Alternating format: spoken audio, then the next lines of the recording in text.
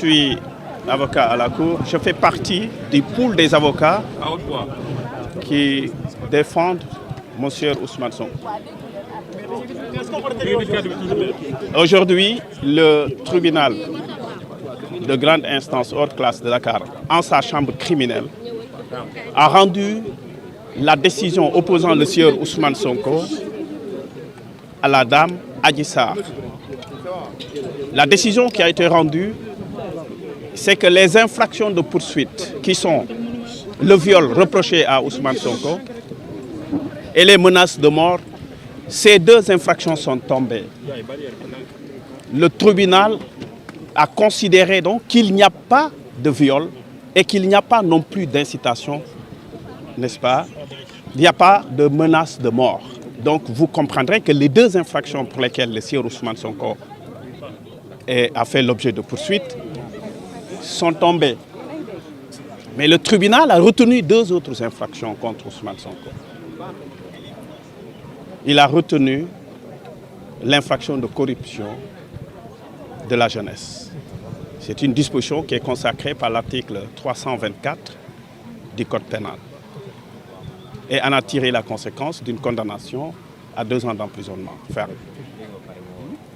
Alors, donc, le commentaire que l'on peut faire, c'est que voilà une procédure dans laquelle on a mobilisé des moyens, des personnes sont décédées pour un viol et pour des menaces de mort. Et à l'arrivée, il n'y a eu ni viol, ni mort. C'est ce que l'on dit de façon très simple, tout ça pour ça. Et comment vous appréciez les rectifications des faits? Mais oui, le tribunal est tout à fait libre et souverain d'apprécier. Et donc, il a apprécié que selon lui, ce qu'il y a à retenir, c'est justement la corruption de la jeunesse. Est-ce que la suite sera arrêtée ou pas? Ah non, mais cette décision d'arrêter Ousmane Sonko dépend du ministère public. Mais en l'état actuel de la procédure, Ousmane Sonko n'est pas arrêté. Tout dépend donc du ministère public. Et sa candidature est-elle hypothétique ou pas? Oui, la candidature d'Ousmane Sonko, sur la base de cette décision, est encore hypothétique. C'est-à-dire 2 ans d'emprisonnement ferme suffisent à ce que Ousmane Sonko ne soit pas candidat aux élections présidentielles. Mais naturellement, les voies de recours sont encore là. Nous sommes prêts, n'est-ce pas, à envisager des voies de recours pour permettre toujours. On vous avisera plus tard. Ces voies de recours, nous les gardons comme étant des stratégies de droit. Mais le jugement par contumace ne sera pas un prétexte pour ça? Mais écoutez, là également, il y a une question de droit qu'on ne vous dira pas tout de suite. Mais posez-vous la question de savoir est-ce qu'on doit pouvoir retenir une contumace lorsque les infractions sont des délits et non pas des crimes. Voilà ce que j'ai à vous dire. Je vous remercie. Assalamu alaikum.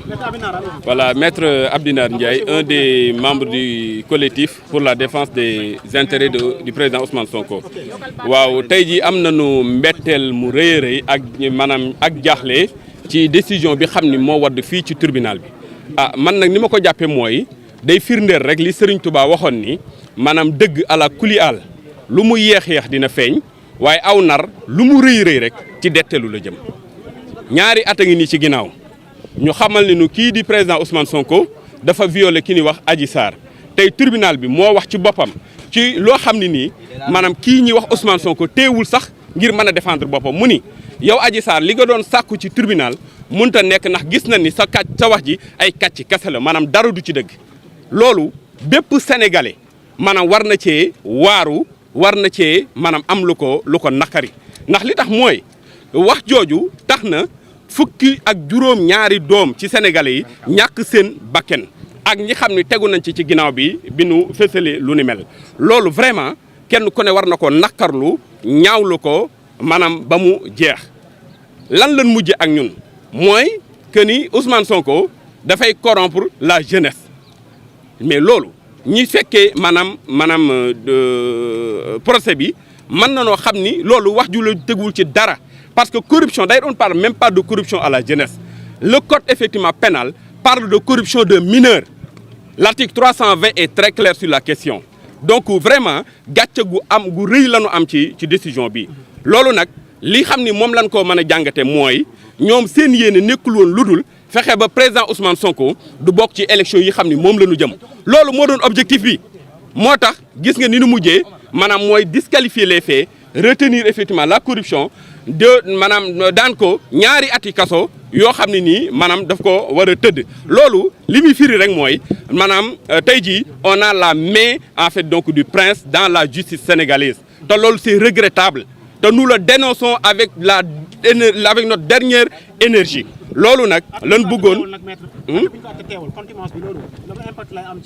waaw loolu dañ ci wax ñun avocats yi ginnaaw bu nu jugee ci maanaam yu ni mel waaye daal li mat a xam te sénégalais yi war koo xam mooy maanaam depuis 2 ans ñu ngi ni wax ni kii di wax président Ousmane Sonko dafa violé ki ni wax Adji Sarr tribunal bi xam ni moo doon àtte lu ni mel ci loo xam ni sax kii xam ni moom lañ accusé teewul moom moo wax ni kii xam ni moo wax ni dañ koo violé li muy wax dara amu ci du dëgg waaye nag pour mën koo condamner ba du mën a bokk ci élection yii xam ni moom la ñu jëm moo tax ñu disqualifier les faits retenir ce qu'on appelle la corruption mais kenn ku ne xam na ni corruption boo demee les dispositions de 320 du code pénal sont très claires sur la question mais ku am xel xam ni maanaam li ñuy wax dara teguwu ci wàllu xam-xam maanaam amul benn sukkandikuwaay boo xam mën nga cee sukkandiku ci maanaam décision bi pour wax ni loolu am na. moo tax à tout moment maître mën nañ ko teg loxo moom seen. déedéet c'est pas possible parce que teg loxo gi maanaam tribunal moo ko mënoon di décider mais tribunal wax na ni loolu aajowu ko. kon loolu li muy firndeelaat rek mooy ñoom seen objectif du atteindre du arrêter maanaam Ousmane Sonko na xam na ne arrêté ko moom mooy tuur maanaam musiba ci réew mi waaye problème bi mooy nan fexe ba du bokk ci élection yi xam ni moom la ñu jëm te situation bi nu nekk loolu rek la wane parce que moom dañ ko jugé par contumace alors que musta jot maanaam benn notification bu mën a tax mu ñëw fii ci tribunal pour layoo ak li xam ni moom lañ ko tuumal loolu nag vraiment nous le dénonçons comme ni ma ko waxee avec notre dernière énergie et c'est regrettable pour la justice sénégalaise. mais maître est-ce que ba léegi mënuñu jàpp ni que mën na bokk ci élection bi. mais ni muy bokkee non ban voie de recours que non attendez xoolal damay wax sénégalais mu leer Ousmane Sonko ci élection yii nu jëm décision bi day wane ni moom mënu cee bokk loolu na leer dugg ci bopp sénégalais bu ne mënta bokk ci élection yi leneen lu la waaye man di wax waxula dëgg.